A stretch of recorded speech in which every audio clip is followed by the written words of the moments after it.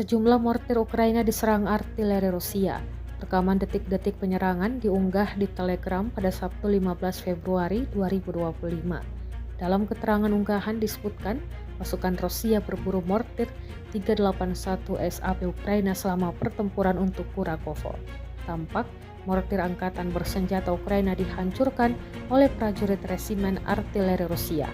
Beruntung tak ada korban jiwa yang dilaporkan dalam serangan ini.